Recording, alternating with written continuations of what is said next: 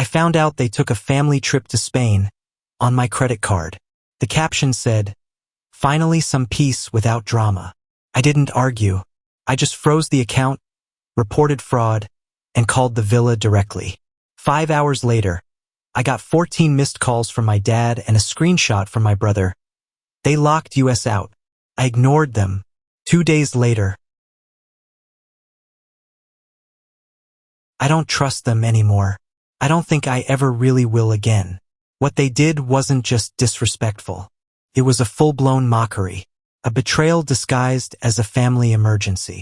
And the worst part is they didn't even try to hide it. They laughed in my face publicly like I was some idiot stranger who just happened to fund their vacation. It started 5 days ago. My dad called while I was on my lunch break. Said something had happened. He was out of breath. My mom was supposedly injured. Twisted her knee badly.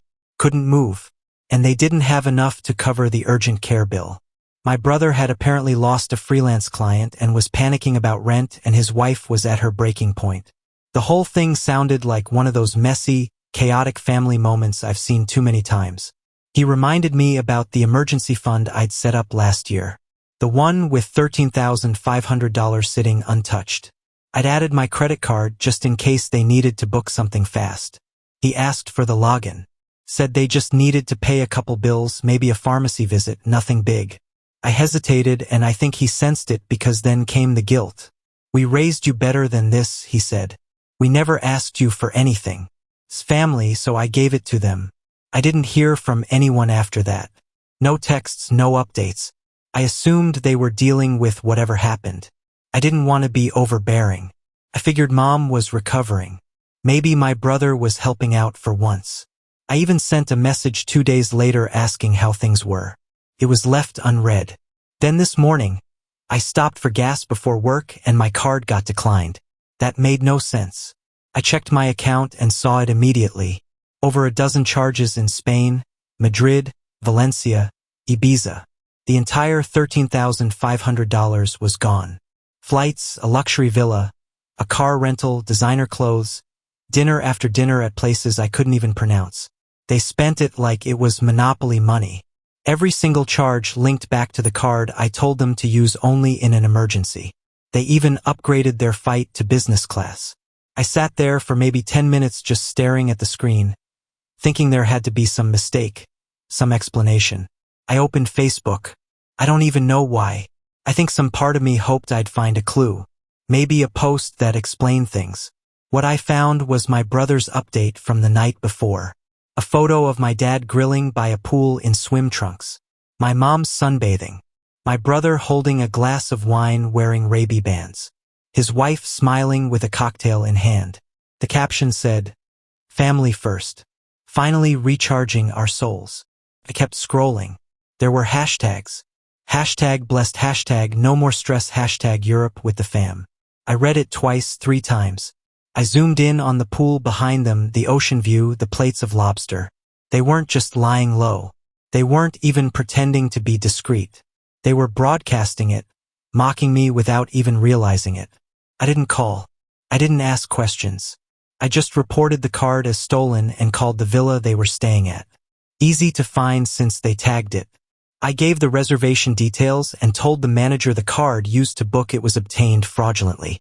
She didn't push back much. Said she'd informed security and locked the property until the issue was resolved. 5 hours later, I had 14 missed calls. My brother sent a screenshot of a message from the front desk.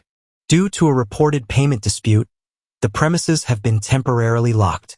Please contact us to resolve the matter." He added, "What the hell did you do? We're locked in." I turned off notifications and went to bed early. They were due to fly back in 2 days. My parents, my brother and his wife, their kids, and when they landed, I was going to be waiting for them, not to scream, not to argue, to make sure they understood what they'd done. And at this time, they weren't walking away without consequences. They landed Sunday evening, all smiles and sunburns. My brother's wife posted a photo at baggage claim. One of those annoying boomerang videos where she spins in place with her suitcase. The caption read, "Back to reality. Hashtag Spain was everything." I stared at that video 5 times in a row. My stomach was tight the entire drive to my parents' house. I parked across the street and waited. Didn't have to wait long. A black SUV pulled up 20 minutes later. All of them spilled out looking like a walking travel ad. My mom in oversized sunglasses and beach braids. My dad wearing a hoodie he definitely bought over there. It still had the tag string hanging out. My brother's kids were eating something sugary and loud. His wife carried a tote bag that looked like it cost more than my rent. Everyone was laughing. I waited until they'd gone inside and closed the door. Gave it a minute, then knocked. My dad opened up a little surprised like he thought I was the Uber Eats guy. He said, "Oh, hey," and asked what I was doing here. I walked past him without answering. The living room smelled like stale airplane snacks and expensive perfume. My brother had one suitcase open on the floor full of folded clothes and duty-free cologne. My mom was already halfway through unpacking a bag of gifts. My brother's kids were fighting over a charger. I asked them how the trip was. No one answered. My mom said something about the incredible energy in Valencia. My brother muttered that I should have come, man. Then I said that I saw every single transaction. I listed some of them. The $684 dinner, the Toit Villa extension, the luxury rental car, the museum passes. I told them I knew the exact moment they left Newark because I saw the charge for the airport lounge. Still, no one looked even remotely ashamed. I told them I called the villa, that I froze the account, that they were locked in because I reported the card as fraud. My brother gave me this dead stare and asked what I was trying to prove. My dad sat down like he was too tired for the conversation. My mom shook her head almost like I was being unreasonable for bringing it up. Then everything flipped. My brother said I was hoarding money and had no understanding of what family means. My mom went on about how they've sacrificed for me my whole life and that it was just money. My dad threw in some comment about how maybe they made a mistake, but I should have called them instead of starting a war. I reminded them they lied, that they invented a fake injury, that they made me believe something serious was happening. My mom actually had the nerve to say that if they had told me the truth, I never would have let them go. I said, "Exactly, because it wasn't their money."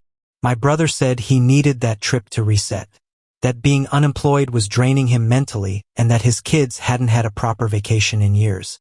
His wife added something about how I didn't understand how hard it was raising kids. I told them I understood plenty. I was the one helping them pay for groceries last month. They didn't flinch. My mom said I was cold and calculating. That money had changed me.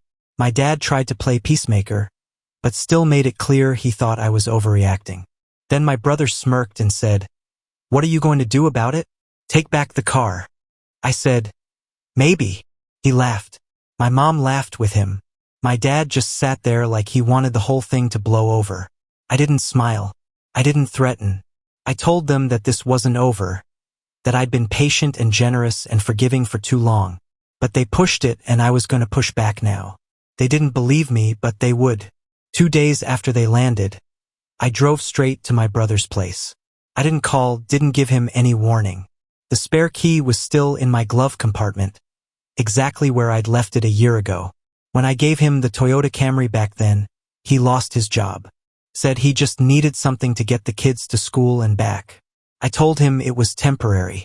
He swore he'd return it or pay me for it once he got back on his feet. That never happened. When I pulled into the driveway, he was standing outside watering his dead lawn like it was a ritual. Shirt off in old gym shorts, sunglasses on.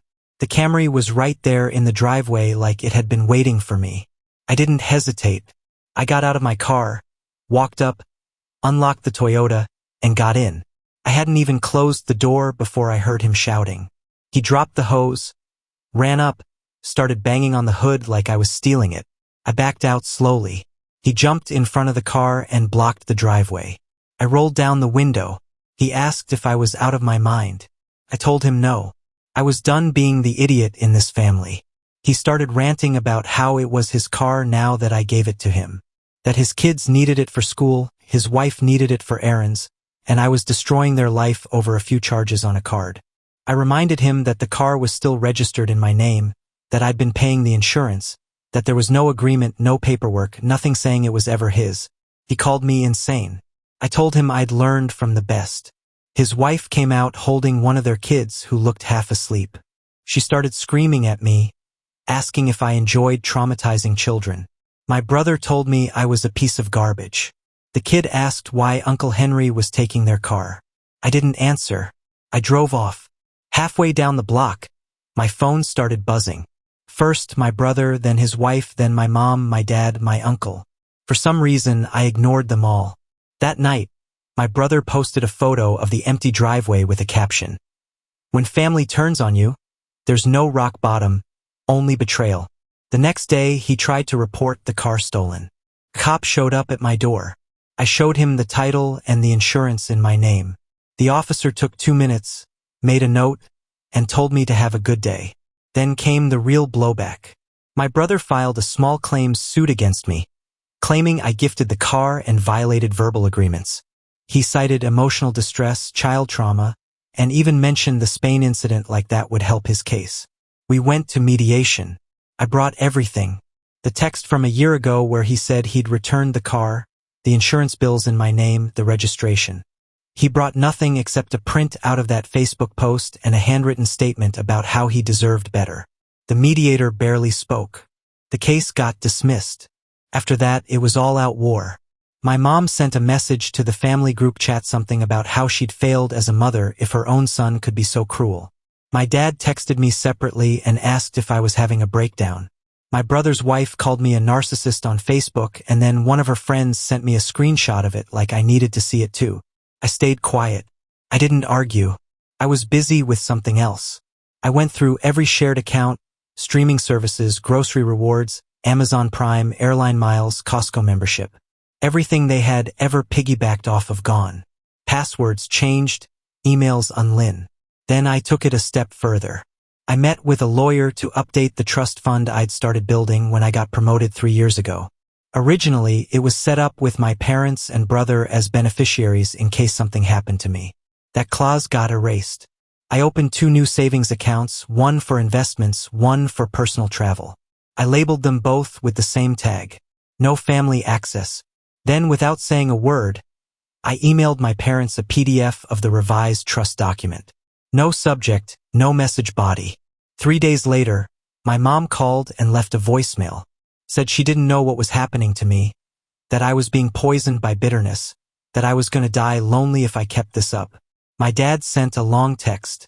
He said they were reevaluating things. He hoped we could talk soon. My aunt called too. Said, family fights are normal, but this one was going too far. My brother didn't contact me for almost a month. Then one day, he sent me a message that said, you made your point. You win. Hope it was worth it. But I wasn't done. A week after the court hearing, my brother's wife emailed me. Not a text, not a call.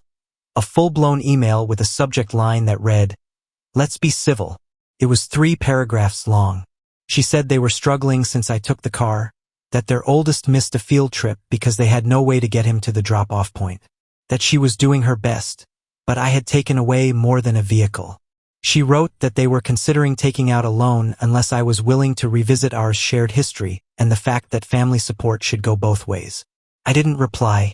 I forwarded it to a folder I'd labeled unbelievable, but I knew something had shifted. I could feel it. It got clearer 2 days later when I went to pick up a package from my parents' house. I hadn't seen them since the confrontation. My mom opened the door and for the first time in a long while didn't look annoyed. She actually smiled. She offered me coffee. My dad asked about work. The shift was so sudden it made my skin crawl. Then 2 days after that, I got a handwritten letter in the mail from my mother. She apologized, said they may have gone too far, said they should have been more transparent and that they understood now why I felt betrayed. It wasn't graveling, but it was something. She even wrote, we love you, Henry. We miss you. Don't shut us out. I didn't buy it. Not yet. Because the next day, I got a text from a friend who works in HR at a private school. She forwarded me a job application my brother had submitted. On it, he listed me as a professional reference without asking. I laughed out loud. Then later that night, I got a call from a block number. I picked up. It was my brother. He didn't yell. He didn't accuse. He just asked if we could talk. We met at a coffee shop halfway between our apartments. He showed up in a hoodie that still had sand on the sleeves. Said he was sorry for how everything escalated. Said he didn't want things to get worse. I asked if his wife knew he was here. He said no. Then he told me the real reason he reached out. He'd gotten an offer to do freelance consulting, but needed to show proof of stability, car ownership, current income, family references. The Spain trip had wrecked their finances more than he expected. The villa froze one of their credit cards. Their bank flagged their spending as suspicious. They had to cancel utilities for a week while sorting it out. He was in trouble more than I knew. I said I'd help once, but not with money. I told him I'd get him a job, not a handout, not a favor. I'd get him hired at my company. He looked stunned. Asked if I was serious. I told him yes, but he'd have to start from the bottom. Entry-level data support, no remote work, no excuses. He asked why I was doing it. I told him I wasn't. I was doing it for myself because watching them squirm and sweat and realize that they needed me was better than anything I could have bought with that $13,500. Because after years of emotional blackmail, subtle insults, guilt trips, and being the family piggy bank, I was done being their victim. I was becoming their problem. And I liked it. He took the job. Didn't have a choice, really. I made sure of it. My company needed people to handle incoming client data reports. Boring work, lots of Excel, tons of cross-checking numbers, minimal creativity. Perfect for someone with no recent experience and a tendency to blame others for his failures. I didn't pull strings to get him in. I made him apply. I gave him the link and told him the name of the hiring manager. I watched him go through the process like every other applicant. I didn't prep him for the interview. I didn't help him with his resume. When he finally got the offer, I congratulated him like I would a stranger. He started 3 weeks ago. I didn't tell anyone at the office we were related. And then almost immediately, things started breaking apart. His wife called me the second day. I was at work. She left a voicemail, her voice all shaky, saying she couldn't do it alone. She said he was leaving earlier and coming home late and wasn't helping with the kids or the house. She asked if I could talk to him, motivate him, remind him that this job mattered. I deleted the message. Then my mom started texting me again. Said she was proud of me for stepping up, for guiding my brother toward adulthood, that she'd love to cook dinner for us both sometime soon. Like in the old days, I ignored it. At work, my brother kept his head down, but it didn't last long. He started missing minor deadlines, slipping on reports, logging in late. My manager called me in last Friday and said, "We hired this guy Henry recommended. Does he have something going on at home?" I just shrugged. By week 3, his mood had changed. The smirk he always wore when he thought he was winning was gone. The sarcasm, the casual arrogance replaced with a kind of dull frustration. He looked tired. He avoided eye contact. He sent me a Slack message asking if I wanted to grab lunch sometime. Just the two of us. I left it on read. Then today he cracked. He showed up at my desk around 4:45, eyes puffy like he hadn't slept. Asked if I had a minute. I followed him to the parking lot. He didn't say anything at first, just leaned against the railing and stared at nothing. Then he told me they were 3 months behind on rent. His wife wasn't working. Her online business wasn't scaling like she hoped. They had collection calls coming in daily. The Camry was gone, obviously, and they couldn't afford another car. His kids were eating cereal for dinner half the week. He asked if I could help. I said yes. He looked up like he didn't believe me. Then I told him I'd help him find another job. Better pay, better hours, but still one he had to earn. I had contacts. I could pull strings, but only if he proved he could handle this one. No bailouts, no gifts, just options. He nodded, said he'd take it. Whatever I had. Then he paused and asked something unexpected. "Do you hate us now?" I didn't answer. I got in my car and drove home. Because the truth is, I don't hate them. Hate takes too much effort. What I feel now is simpler. Like watching an old movie you used to love only to realize every character in it was terrible and you never noticed. The power dynamic was gone now. They'd used me for years and expected me to stay quiet. Now they needed me and I was writing the terms and I was only just getting started. The last real conversation I had with my parents was on a Sunday morning. My dad called and asked if we could meet for coffee. He said they just wanted to talk. No accusations, no drama. I figured I'd give them one last chance. Not for them, for myself. To hear it, to see if they'd finally acknowledge what they did without spinning it into some twisted version of loyalty or tradition. They were already sitting when I walked into the cafe. My mom had on that cardigan she always wore when she was trying to seem warm. My dad smiled too quickly. They asked how work was going. I didn't answer. I asked why they called. My dad cleared his throat and said they noticed things were different lately. My mom added that it felt like we were drifting apart.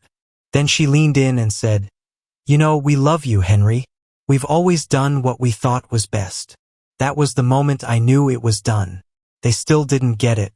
They couldn't. What they saw as love, I saw as manipulation. What they called closeness, I experienced as control. And what they did in Spain wasn't just a vacation. It was the final straw in a long invisible war I didn't even know I was fighting until I stopped funding it. I told them I was stepping back. Not in anger. Not out of spite, but because I needed to rebuild alone. I told them not to contact me unless it was important. Not holidays. Not birthdays. Not because they miss me. Only if someone was in a hospital. My mom's eyes started to water. My dad looked away. Neither of them said anything meaningful. I left before they could. My brother still works at the company. Barely. He's trying. I'll give him that. He doesn't ask me for favors anymore. We don't eat lunch together. We passed in the halls like coworkers who once shared a bad project. A month ago, his wife unfollowed me on everything. Then she posted a photo of the family in some public park with a caption, "No matter what, we rise." I didn't like it. I didn't care. This morning, I saw her sitting alone in the HR office. I don't know what she was doing there. Maybe applying for something. Maybe asking about benefits. I didn't ask. My parents haven't reached out in 3 weeks. The last text I got was from my mom asking if I'd at least come for Thanksgiving. I didn't reply.